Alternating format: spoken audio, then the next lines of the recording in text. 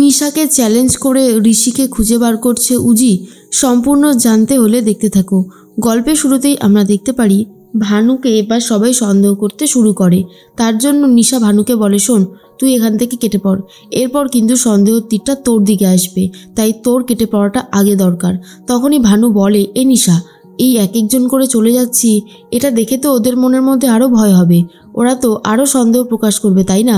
তখনই নিশা বলে, দেখ তুই তো আগে বেরো, তারপর দেখছি ওদের যত সন্দেহ বেশি আছে আমার ওপর, তাই আমি যতক্ষণ এই বাড়িতে আছি ওরা কোনোভাবে আমাকে চোখের ভালো করে পাহারা দিয়ে রেখে দেবে, তুই চিন্তা করিস না। তুই এক কাজ কর, তুই আগে এখান থেকে বেরো।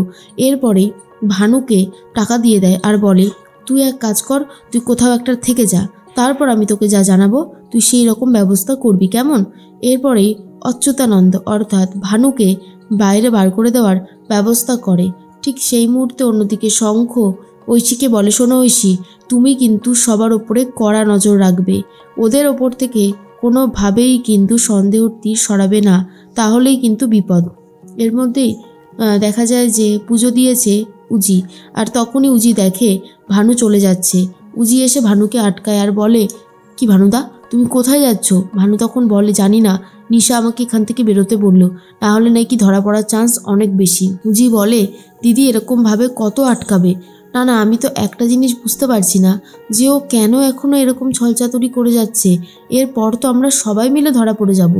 ভানু তখন বলে, শোন, আমাদের ওপরে কিন্তু নজর রাখা হয়েছে, হ্যাঁ, যেখানে সেখানে যে কোনো কিছু বলিস না।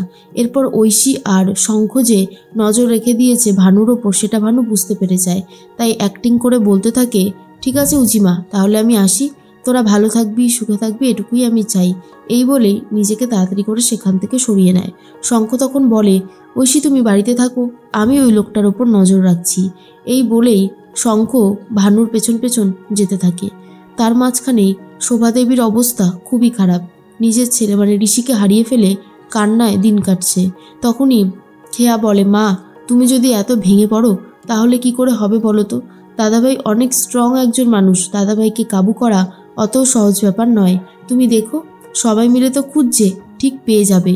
এরপরেই চলে এসেছে উজি আর বলে, আমি জানি তোমার ছেলেকে আমি ফিরিয়ে আনতে পারিনি, কিন্তু তুমি চিন্তা করো না, আমি সবসময় তোমার সাথে আছি, ঋষিবাবুকে যেভাবেই হোক না কেন খুঁজে বার করবো আমি।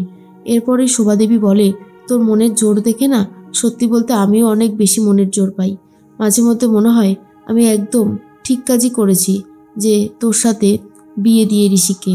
মাঝে মধ্যে একটু সন্দেহ হচ্ছিল, আসলে বুঝিসই তো পরিস্থিতিটা কতটা কঠিন।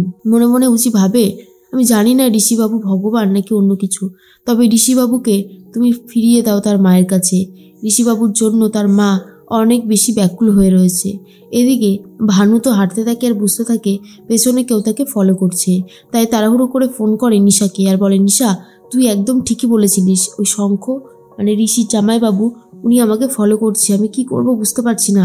তখনই নিশা বলে, জানতাম তো এরকমটা হবে, দেখেছিস, সেই জন্যই তোকে বারবার করে বলেছিলাম, তুই এক কাজ কর, তুই ছেলেপেলে ডেকে তাদেরকে বলে দে তোকে দেখেই যেন অচ্যুতানন্দজি করে পায়ে পড়তে, আর তারপর তুই কোনো ভক্তর বাড়িতে চলে যা, বাদবাকিটা আমি সামলে নেব। এরপরেই তখনই ভানু বলে, কিন্তু আমি ফোন করব কি করে?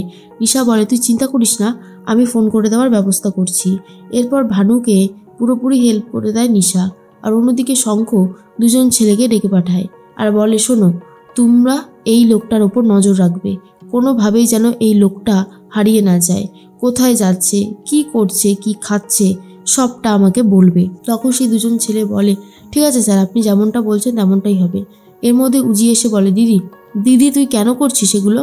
তুই প্রথমে তিমিরদাকে পাঠিয়ে দিলি, এরপর ভানুদাকে পাঠিয়ে দিলি, এরপর তো সন্দেহটা আমাদের দিকে আসবে। নিশা বলে, আর এখন তো আমি চলে যাব, দেখ আমাদের তো যেতে হতোই, তাই এক এক করে সবাইকে ছেড়ে দিলাম, এরপর আমি চলে যাব, ব্যাগপত্রটা গুছিয়ে নি দাঁড়িয়ে।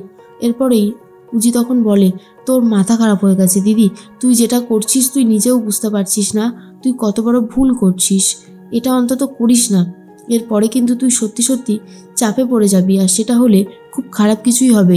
এই বাড়ির মানুষগুলো কিন্তু সবার প্রথমে তোকে সন্দেহ করে, তোর কাজের ওপর নজর রেখেছে। নিশা বলে, সে তো আমি জানি, দেখবি। এরপর দরজাটা খুলে দিতেই নিহারিকার ঐশী রীতিমতো মুখ থুবড়ে পড়ছিল। তখনই নিশা বলে, দেখেছিস কেন আমি তোদের এই বাড়িতে থাকবো না, বলেই কথাটা ঘুরিয়ে দেয় আর বলে, সবাই আমার উপর নজর রাখছে, সবাই আমাকে ভাবছে আমি আসল অপরাধী। যাই হোক, আমি আর নিজেকে প্রমাণ করতে চাই না, আমি শুধু চাই তুই ভালো থাক, তুই ভালো করে সংসারটা কর। এরপরেই বুঝতে পারে উজি যে দিদির মাথায় আবার অন্য কোনো প্ল্যান চলছে, তাই হয়তো এসব বলছে। এরপর নিহারিকা বলে, আরে তুমি শুধু শুধু ভুল করছো বিভা, আমরা কেন তোমার ওপর নজর রাখবো? বিভা মানে তখন নিশা বলে, খুব ভালো মতন বুঝতে পারছি, আর এসব বলে কোনো লাভ নেই। এরপর ব্যাগপত্র গুছিয়ে নিয়ে নিচে চলে যায় আর ঋষির বাবাকে বলে, আঙ্কেল অনেক দিন হয়েছে আমি এই বাড়িতে রয়েছি, বোনের শ্বশুর বাড়িতে রয়েছি, এই কথাটা শুনতেই কেমন একটা লাগে। অনেক দিন তো হলো, এবার আমাকে যেতে হবে। আমি খুব ভালো মতনই জানি যে ঋষিকে খুঁজে পাওয়া যাচ্ছে না, আর সেই সন্দেহর তীর আমার দিকে আসছে, কিন্তু ভয় পাবেন না, আমি এখান থেকে এই শহর ছেড়ে কোথাও পালাচ্ছি না। ঋষি আগে আসুক, তারপর ওর সাথে কথা আছে, বোনের দায়িত্ব পাকাপাকিভাবে ওর হাতে তুলে দিয়ে আমি এখান থেকে বেরিয়ে যাব। ঠিক তখনই ঋষির বাবা বলে, আমি জানি বিভা তোমার ওপরে সন্দেহ হচ্ছে, তুমি আমাদেরকে অনেক বিপদের হাত থেকে বাঁচিয়েছো, কিন্তু কি করব বলো, পরিস্থিতিটাই এত জটিল না। তুমি চিন্তা করো না, এই বাড়িতে আমি আর তোমার কাকিমা তোমাকে সম্পূর্ণ বিশ্বাস করি। এর মধ্যেই বিভা বলে, ঠিক আছে আঙ্কেল, তাহলে আজ আমি আসি, কারণ সময় নেই হাতে, বেশি বেরোতে হবে তো। তখনই নিশা বেরিয়ে যায়। এরপরে নিশা বেরোনোর পরে তখনই আবারও শঙ্খ শুরু করে দেয়।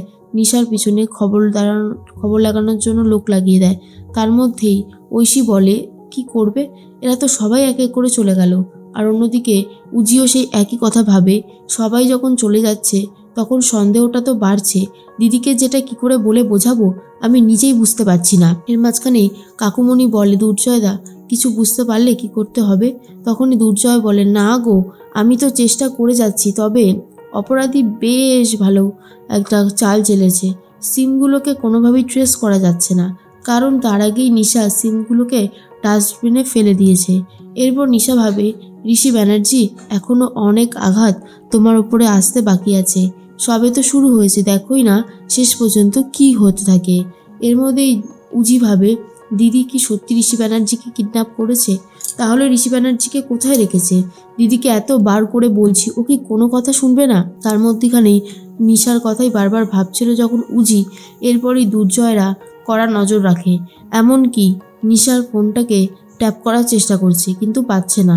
তখন দুর্জয় বলে, যে মেন নাম্বারটা থেকে বারবার ফোন আসছিল সেই ফোন নাম্বারটা কিছুতেই ট্র্যাক করা যাচ্ছে না।